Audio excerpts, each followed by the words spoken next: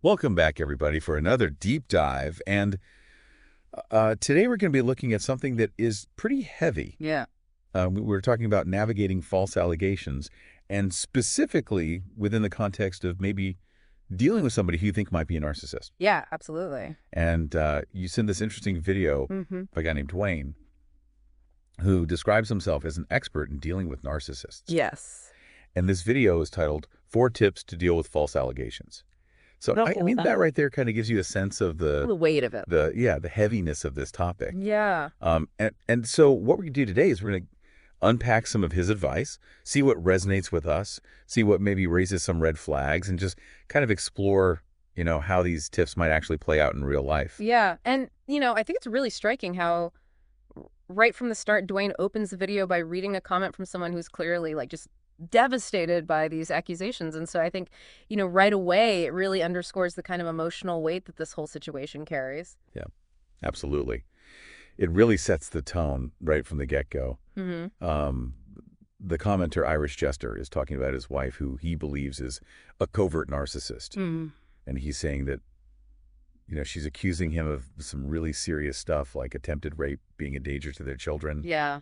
And he just feels like he's in this, web of lies with no way out. Yeah, and that term covert narcissist, I think, is an important one to unpack here because, we often think of narcissists as these loud, boastful people, but a covert narcissist can be much more subtle. Right. They might even appear vulnerable or play the victim in order to manipulate those around them. So you're dealing with this hidden manipulation, which just makes it Right. even harder to Yeah. defend yourself, right? Absolutely. And you're already starting from this place of being emotionally vulnerable. He uses the phrase in a dark place. Right. And, when you're feeling that way, you're much more susceptible to these manipulation tactics. Right. And then Dwayne jumps right into his first tip, which is avoid being alone with the person who is making these allegations. Yeah. He even suggests recording conversations or having witnesses if you absolutely can't avoid interaction. Mm-hmm. Like that sounds pretty intense. Yeah. Is it really necessary to go to those lengths?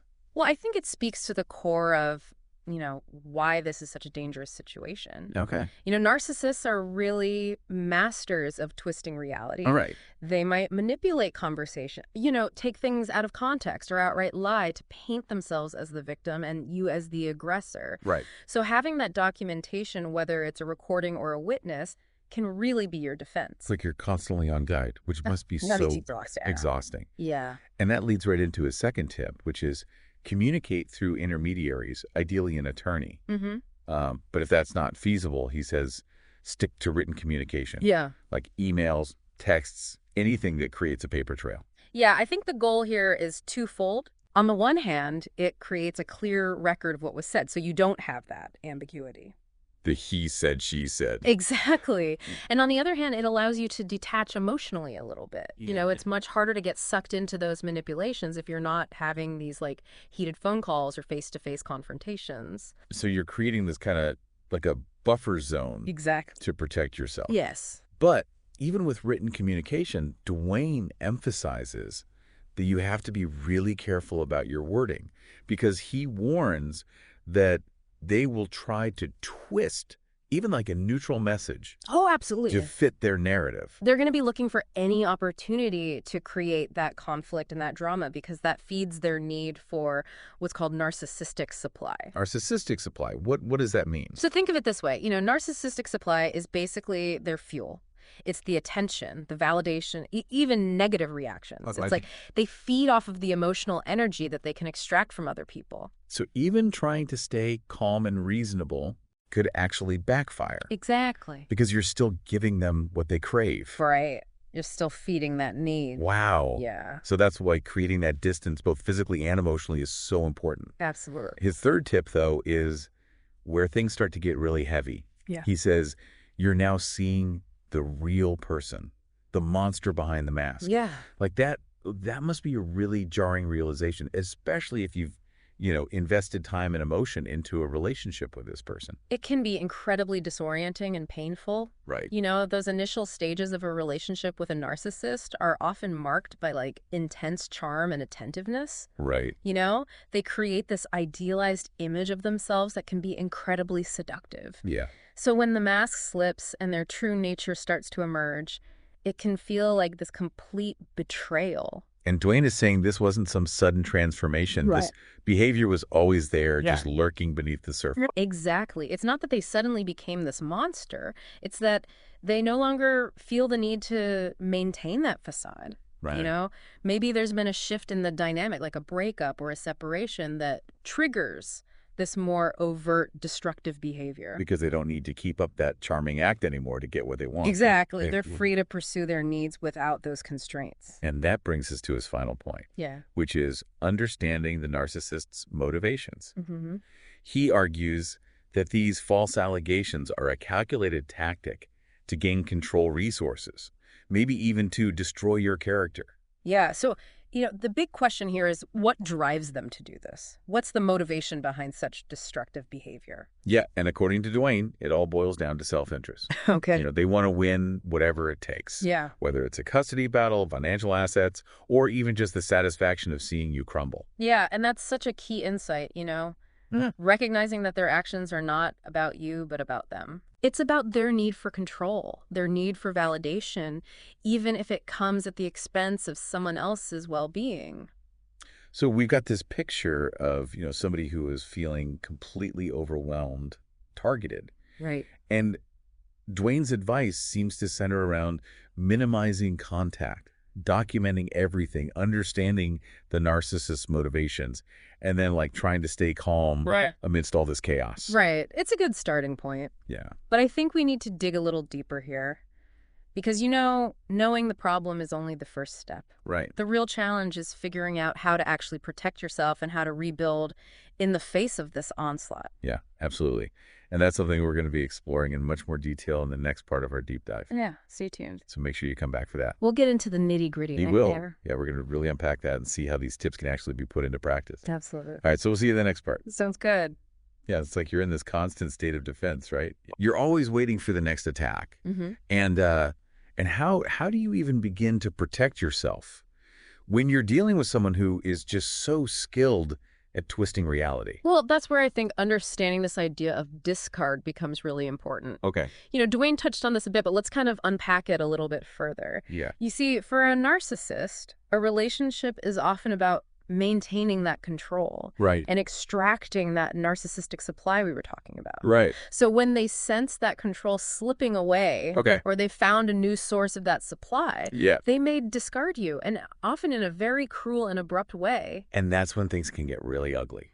Right? Exactly. Like that's when the false allegations might really start to ramp up. Yeah, because it's a way for them to punish you Right. for daring to break free from their control. To try to regain that control. Yeah, it's all about, maintaining their sense of power, Right. painting themselves as the victim and you as the villain. Right. And they can be so convincing. Oh, absolutely. Right. They can turn friends and family against you. Yeah. They can make you doubt your own sanity. Mm-hmm. Dwayne talks about feeling like he was going crazy. Mhm. I can only imagine how isolating that must be. Yeah, it really underscores the importance of having a strong support system in place, Right. Surrounding yourself with people who know you and trust you and who can provide that reality check Yeah. when the narcissist's manipulations start to cloud your judgment. And therapy too, right? Therapy can be incredibly helpful Yeah. in these situations, just to have that safe space to process those feelings of confusion and anger and betrayal. And it seems like in that context, Hmm.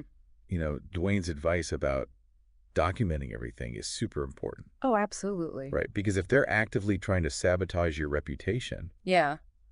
having a clear record of their behavior could be vital. It's about building a case not just for legal purposes, but for your own peace of mind. When you start to doubt yourself, when those whispers of self-blame creep in, having that tangible evidence of their manipulation can be incredibly grounding. He also talks about the importance of staying calm, not letting the narcissist see you break. Right. But how do you do that? It's not easy. Right. It takes a conscious effort to detach from their drama. Okay. Remember, their behavior is about them, Right. not you. Okay. It's a reflection of their own internal turmoil, their own insecurities. So it's about recognizing that their actions are not a personal attack, Exactly. even though it feels that way. Even though it feels incredibly personal. It's Yeah. about shifting your perspective. Okay. Instead of getting caught up in their emotional whirlwind, try to observe their behavior with a more detached curiosity. Like you're watching a movie. Yeah, almost like you're watching a child throw a tantrum. Right. You don't take it personally. Yeah. You recognize it as a sign of their own distress. So it's about not letting their negativity kind of penetrate your core, Exactly. maintaining your own sense of self-worth despite their attempts to tear you down. It's about building resilience. Mhm. It's about recognizing that you are stronger than their words or actions. Dwayne actually mentions that the narcissist might derive a perverse satisfaction from seeing you suffer. Right. So how do you prevent that from happening? I think the best way to prevent that is by focusing on your own well-being. Okay. Invest in self-care practices that nourish your mind, body, and spirit. Spend time with people who lift you up. Yeah. Engage in activities that bring you joy. Right. And seek professional help if you need support processing that trauma. So it's about taking back control, Yes. not just of the situation, but like of your own life. Absolutely. Reclaiming your own narrative. Exactly. Refusing to let their lies define you. And it sounds like a long and difficult journey, It can be. but ultimately like an empowering one, right? It is. Like it's about coming out stronger on the other side. And remember, you're not alone in this. Right. There are so many people who have walked this path before you. Right. And there are resources available. Yeah. There are support groups, therapists who specialize in narcissistic requests. Yeah. So reach out, connect, and know that healing is possible. It's interesting. We've talked a lot about, the narcissist accounts of their motivations, their tactics, Right. their need for control. Yeah. But what about the impact on the person Right. on the receiving end of all of this? Mm-hmm. Like, how do you cope with that emotional fallout? The damage to your reputation, the fear that no one's going to believe you. It's huge. Yeah. I mean, we really have to acknowledge the just profound psychological toll that this takes. You Yeah. might be feeling completely overwhelmed, anxious, even questioning your own sanity. Right. And, that's a totally normal reaction to Oh, a yeah. very abnormal situation. You're not weak or flawed for struggling with this. You're dealing with a master manipulator who is intentionally trying to undermine your sense of self. It's like they're trying to rewrite your story, right? Yeah. To protect their own image. Yeah, they're trying to cast you as the villain. Right. So they can be the hero or the victim. And it's so disorienting It is. to have your reality so distorted like that. Right. Especially when they're so good at getting other people Yes. to buy into their narrative. Yes. You're constantly fighting this uphill battle, trying to prove your innocence to people who have already been swayed Mm-hmm. by their lies. It can feel like you're just constantly on the defensive. Yeah, Dwayne talks about, not letting the narcissist see you break. Yeah.